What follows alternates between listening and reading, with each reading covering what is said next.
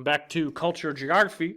We're at Roman numeral 1, Southern Africa. Remember, we just started these new notes yesterday. We've covered the overview of Africa, Southern Africa, and now we're getting into Roman numeral 1.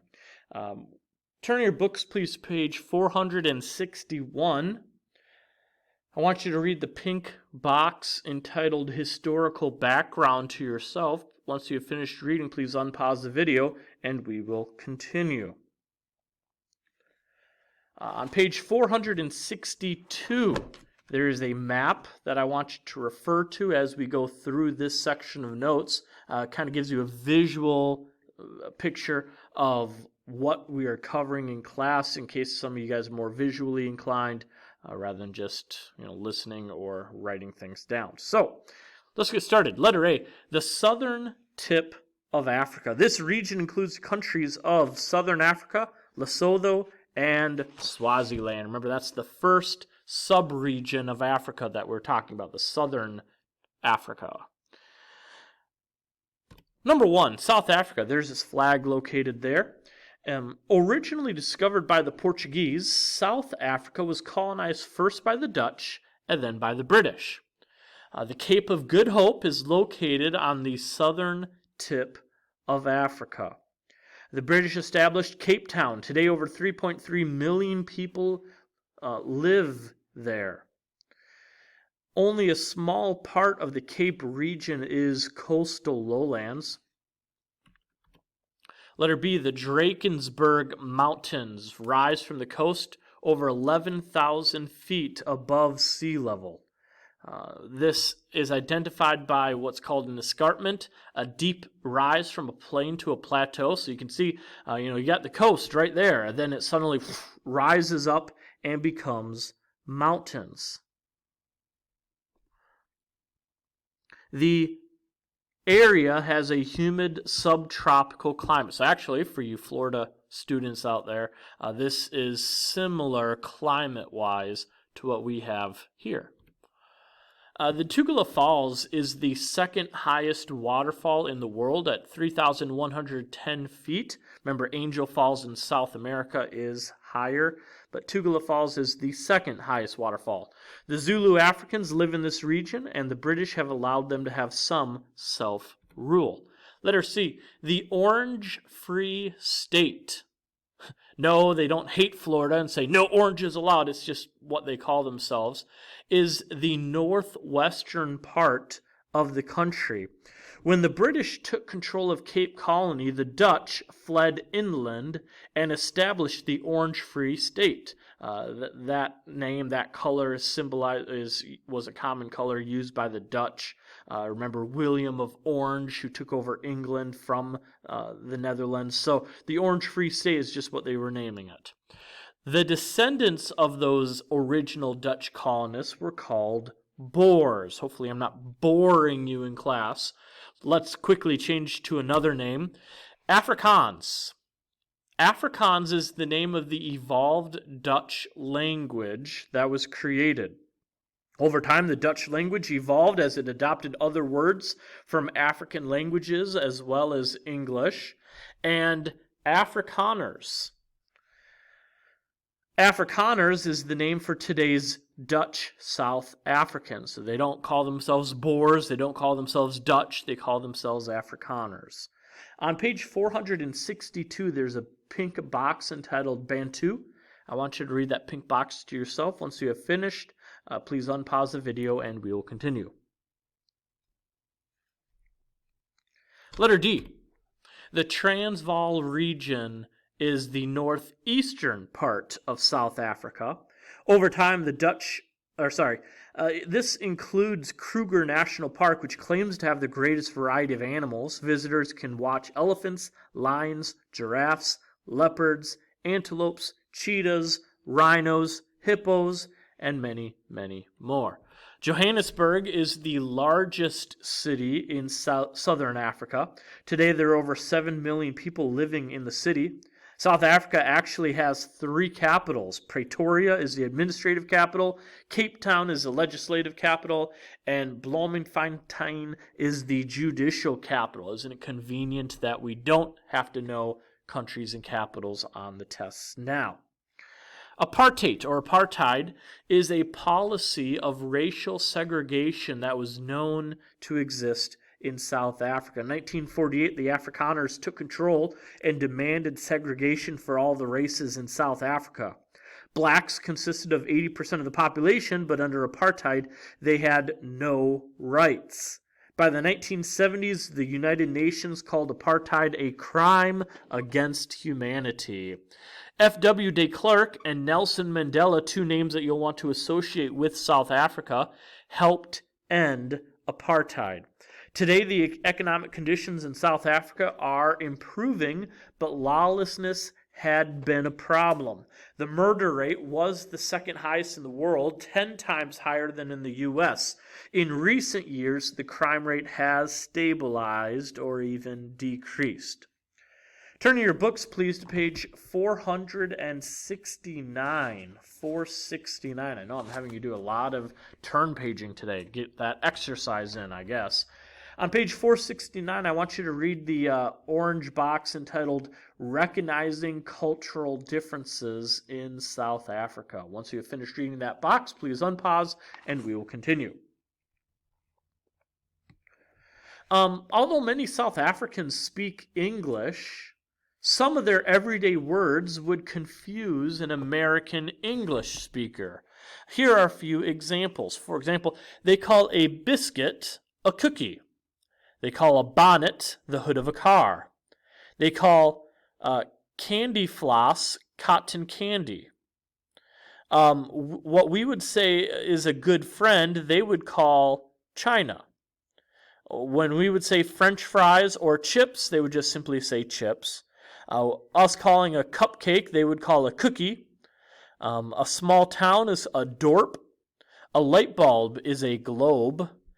Us saying hello, they would say, how's it? Us saying soon, they would say, now. We would say traffic light, they would say robot. We would say sandwich, they would say sarmy. We would say you're wearing flip-flops, they would say you're wearing slip-slops. So just a few examples of South African lingo. Number 2. The country of Lesotho, there's its flag located there. Lesotho was an African tribal holdout that managed to gain protection from the British. Lesotho became its own country in 1966. Lesotho is located completely inside South Africa. As a result, Lesotho has been at the mercy of the political situation in South Africa. Tabana and Tilanyana. Try to say that 5 times fast. At 11,424 feet, it is the largest mountain in southern Africa, and it's located in Lesotho. Let's try to say that one more time. Tabana and Tilanyana. Although poor, Lesotho enjoys a good supply of water and electricity. Number 3. Swaziland. There's its flag located there. Swaziland borders South Africa from 3 sides and Mozambique from 1 side. Since its independence in 1968, Swaziland has developed into one of the world's last absolute monarchies. Unfortunately, Swaziland also has the highest rate of HIV and AIDS among adults in the world. Because nearly 25.8% of the population has HIV or AIDS, the average lifespan in Swaziland is only 49.4 years, unfortunately. Swaziland also produces sugar products. This especially includes soft drink concentrate. Swaziland also mines diamonds and coal to a small degree. So those are your 3 countries of Southern Africa. Let's talk about another sub-region of Africa, the Southwest Plateau. Number 1, Botswana. Botswana is located, or there's this flag located right there. Botswana gained its independence from Britain in 1966, but remains a part of the British Commonwealth. It is also a landlocked country. Botswana gained, the majority of people who live in Botswana are farmers. But they do produce the largest amount of gem quality diamonds in the world. Also, Kalahari Desert is the 6th largest desert in the world and is located primarily in Botswana. It is located on the Tropic of Capricorn and takes up about half of the size of Botswana. The largest diamond mine in the world was found in this desert. Red sand dunes cross parts of the desert. In other parts where there is some grassland, there are lions, meerkats, hyenas, and many more animals. The northern part of Botswana consists of the Okavango Delta. The Okavango Delta is the largest inland delta in the world. If some of you guys are having a hard time picturing what a delta looks like, remember, think of the state of Louisiana, the southernmost tip, the little L shape. That is the Mississippi River Delta. So if you can remember that, then you've got an Okavango Delta. Although Botswana is a stable country and has a growing economy, it has the second highest percentage of HIV/AIDS among adults in the world, about 25%. The average lifespan is about 55.7 years. Number 2 is the country of Namibia. There's this flag. The Namib Desert covers most of the country.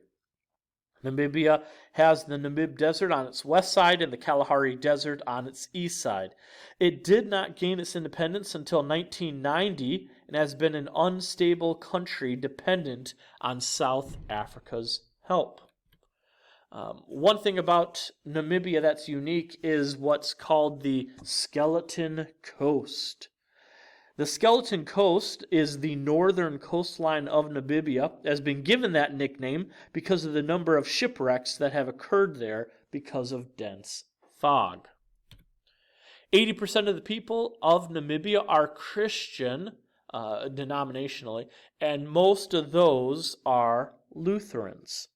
It had been a German colony before World War I.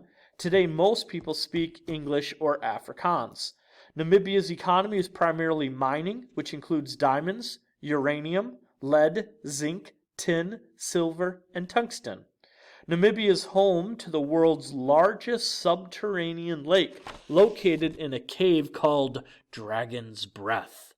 The lake is slightly larger in area than 4 football fields and is home to the rare golden cave catfish. Last country we'll talk about today is the country of Angola. There's this flag located there. Angola is about twice the size of Texas and is the 7th largest country in Africa. It is located on a high plateau that averages 6,000 feet above sea level. Angola was at one point a Portuguese colony. On page 468, there's a pink box entitled The Living Dead. No, not a TV show, but a pink box that I want you to read for yourself. Once you have finished reading, please unpause and we will continue. Angola is also one of the largest oil exporters. Oil is its major export. They fought and won their independence in 1975. Civil war continued to divide the country during and after the Cold War until 2002. Since then, the country has finally begun to stabilize. That's all the material that we're going to cover for today. Hope you all enjoy the rest of your day. Be good, do good. Bye.